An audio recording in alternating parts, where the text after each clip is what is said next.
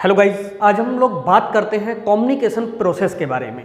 अगर कहीं पर कम्युनिकेशन के बारे में लिखने के लिए आ जाए या बिजनेस कम्युनिकेशन के बारे में लिखने के लिए आ जाए तो आपके लिए कम्युनिकेशन प्रोसेस, जिसको हम संप्रेषण प्रक्रिया कहते हैं, इसको समझना बहुत जरूरी है। ओके, आप अगर टू द पॉइंट लिखेंगे तो आपकी जो मार्किंग है वैसी बहुत अच्छी आएगी और मेरे चैनल पर आने के बाद में आपके लिए कहीं पर भी परेशान होने की जरूरत नहीं पड़ेगी, ये मेरा दावा है। तो आइए शुरू करते हैं कम्युनिकेशन प्रोसेस। ओके, क्या होता है देखो कम्युनिकेशन प्रोसेस। इससे पहले अगर मीनिंग ना देखा हो तो हमारे चैनल पर अपलोडेड है, प्लेलिस्ट में जाइए और वहां से इसका मीनिंग देख लीजिए। लेकिन संक्षेप में बता देता हूं कम्युनिकेशन है क्या। हम अपनी सूचनाओं का आदान प्रदान जब एक दूसरे से करते हैं, यही हमारा होता है कम्युनिकेशन। अब बिजनेस कम्युनिकेशन क्या होता है?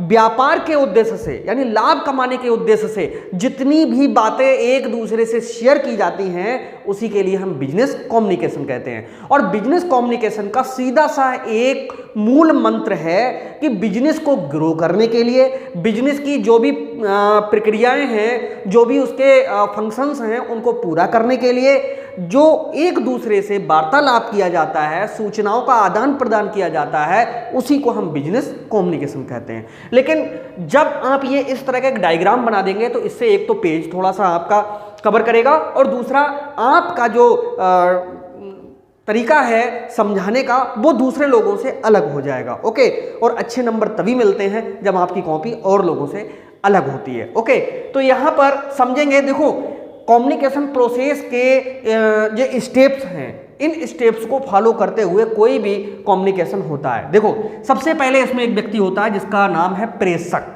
वो कोई कंपनी हो सकती है, कोई व्यक्ति हो सकता है, कोई महिला हो सकती है, कोई पुरुष हो सकता है, कोई जो टेक्निकल बहुत सारी चीज़ें जैसे साइट के थ्रू ऑटो लगा हुआ होता है जिसमें ऑटोमेटिक रूप से वो पहुंच जाएंगे, वो हो सकता है। तो पहला होता है कौन? प्रेषक। ये वो व्यक्ति होता है जो किसी भी कम्युनिकेशन का पहला चरण है जहां से कम्युनिकेशन प्रारंभ होता है।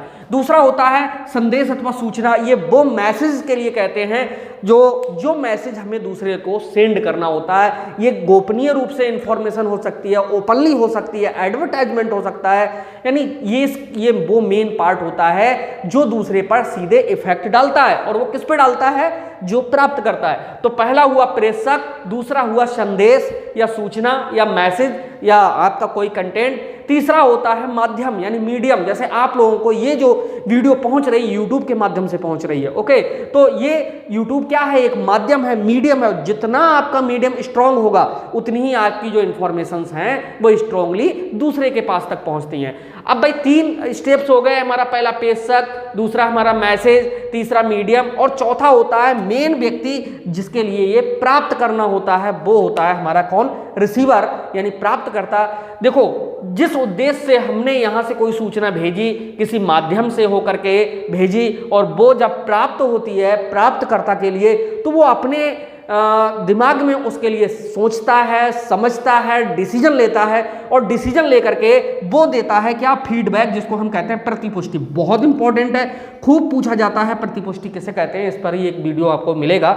वैसे मैं बता दूं, हमारे पास में कोई भी इंफॉर्मेशन आती है उसका जवाब देना ही क्या कहलाता है? प्रतिपुष्टि कहलाता है। और प्रतिपुष्टि हमेशा किसे दी जाती है? प्रेषक के लिए। तो यही हमारी कहलाती है कम्युनिकेशन प्रोसेस, जिसको हम संप्रेषण प्रक्रिया कहते हैं। कभी कभी एग्जाम में क्या हुआ कि कुछ यूनिवर्सिटीज में ये जो वीडियो बन रहा है ये ऑल यूनिवर्सिटीज के लिए कम्युनिकेशन जो आपका विषय है उसमें बन रहा है। कहीं कहीं पर यूनिवर्सिटियों ने कभी संदेश वाहन लिख करके भेज दिया, कभी संप्रेषण लिख के भेज दिया, ठीक है, कभी संचार लिख करके भेज दिया, लेकिन इंग्लिश में एक ही वर्ड होगा जिसका नाम है क्या? कम्युनिकेशन। ओके, तो कम्युनिकेशन प्रोसेस, उम्मीद है ये समझ में आ गई होगी क्या होती है कम्युनिकेशन प्रोसेस। देखिए कोई एक सेंडर या प्रेषक कोई भी मैसेज को किसी माध्यम से किसी विशेष व्यक्ति के लिए भेजता है, वो इसको प्राप्त करके जो उल्टा जवाब भेजता है वो प्रतिपुष्टि कहलाती है। और वो किसके लिए भेजता है? प्रेषक के लिए, सेंडर के लिए। तो एक प्रकार से ये साइकिलिंग हो जाती है, यानी एक चक्र पूरा हो जाता है। इसी को हम कहते हैं कम्युनिकेशन